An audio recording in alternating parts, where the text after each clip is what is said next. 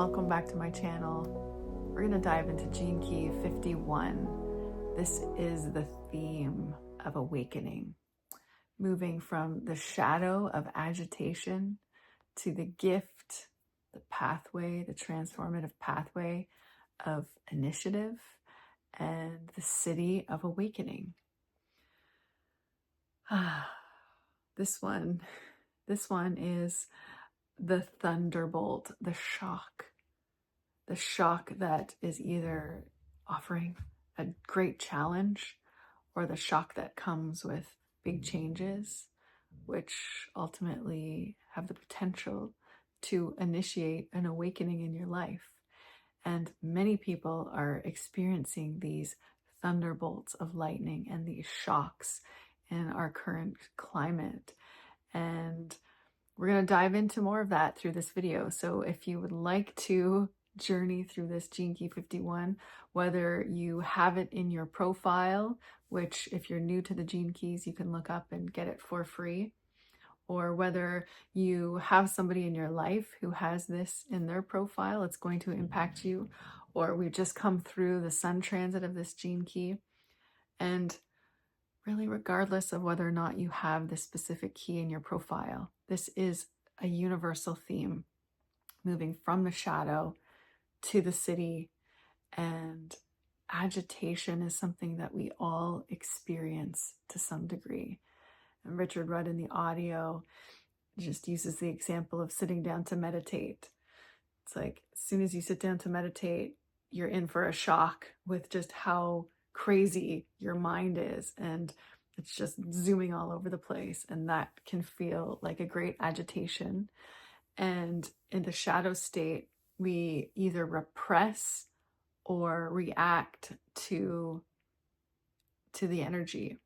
We'll either, just run away from it and go back to our ways of denial and repress, or we will react and we'll try to fix, and we will, meditate even harder, or, go somewhere, take a pill, go see something, and just try to immediately fix the agitation, the suffering.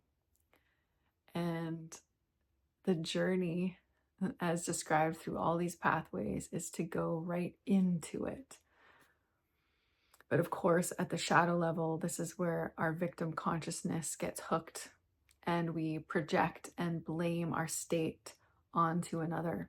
So especially in relation, you fall in love and you have that honeymoon phase and everything's wonderful, but sooner or later that agitation starts to creep up through the chemistry of the unfoldment of a relationship and how life as a human works. And then you have two agitated people projecting and blaming on one another. And we can see that playing out in the sphere of the world, of that niggle that we have inside of us that is really full of potential that just needs to be listened to and loved in order to birth something. And that's where the gift of initiative comes. It's moving the energy by going into it and feeling it and listening, softening, and bringing love. And at the gift frequency, and we'll move now to explore this, it's where we start to let go of the victim consciousness and start to take responsibility for how we really feel, and then sit with how we feel, listen to the agitation, and realize that it might be mirrored to us externally, and then that's our gift to then go within and mine that shadow, mine that agitation wherever it is in our body for the gift. And as he says, the gift isn't something that just comes to you. You have to claim it. You have to claim the gift. You have to be willing to look at the external world and see that thing that is causing you agitation, and say, thank you. Okay, I'm gonna take that as mine, and I'm going to explore the gift here. I'm going to use the energy in a creative way to move through this shadow. And there is always something that is birthed when we take that stance, and it's completely unique to you. And Richard Rudd spends a great deal of time explaining in the gift level, and just in the pathway that is all of the gifts. The gifts are a pathway of transformation that is 100% unique to you, and there is no one or nothing external to you that can tell you what the path is for you. It's your unique journey, and it takes courage to walk that path, because it does feel lonely, and it's meant to feel lonely because it's never been laid before. You've never been here before at this time as you to move through your unique set of challenges that are going to come to you, and showing up and taking initiative is, being your own leader, realizing that we are all the leader of our own life, and there is no one here to lead us through our challenges. There can be guides, of course, that can inspire us and can encourage us to keep turning within. And the programming partner of this gift is intuition. So it's about using our own intuition to initiate our path and our next move.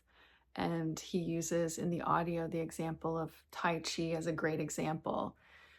In Tai Chi, when the opponent comes to you, you actually lean in energetically to their move, and then that's how you in the case of Tai Chi, maybe throw them across the room. And that's kind of how we have to approach our challenges, our agitations, is lean right into it. And it's typically not what we've been taught. And so we miss the opportunity, and we miss our initiations, the word initiation being in that word initiative, to elevate our consciousness and our frequency. And let's now jump into the Siddhi here, because this awakening, the Siddhic level of awakening, there's many initiations that occur for us to ultimately embody the Siddhic level of awakening, where is described, and as with all the Siddhis, are this embodiment of unity, of our oneness. That idea of separation dissolves completely. And I've explored for myself the intellectual understanding of this is one thing, and is relatively easy. Once you hear about this concept, and many people talk about this in all sorts of ways. The fifth dimension is one of them, unity consciousness. And Richard Rudd points to, in his Gene Key book, in Gene Key 22, there's levels of initiation that he describes, and the sixth level is really where he says that most masters are pointing to this. It's called communion, this idea of being in communion with all that is. And on the other side, if you read his book, he talks about there are actually no layers to awakening. You're either awake or you're asleep. And the paradox of both of those being true is just an interesting thing to contemplate. And I love what he says, and I'll finish with this. It's so important as we journey through this human journey and embrace our shadows, is that an awakening is really a series of softenings. We have to soften and open continually to the shocks or the thunderbolts that are given to us throughout our life, and trust that they are here to serve our ultimate awakening. I'd love to hear your thoughts on this gene key. Are you experiencing different initiations? And are you experiencing yourself being able to approach those with more softness and with more love? As he says, the dilemma ultimately with the shadow is harshness, and being harsh with others or harsh with ourselves. And I think more of us are starting to understand that harshness, just feeds the victim. It feeds the lower shadows, it feeds the lower frequencies. And we are being supported now more than ever. There is more light and more awareness on how to transmute and how to be with these lower frequencies and understand, this gene key being in the codon ring of humanity, that a part of our humanity is facing the darkness, and collectively, that's what's occurring right now. And the more of us that are able to hold that space of love and be with the darkness, and it's ultimately how we bring more and more light. And one day as a humanity come into communion and realize we're all one humanity. I'd love to, again, whatever you'd like to share, please feel free to share in the comments below. And sending you so much love. I look forward to seeing you in the next video.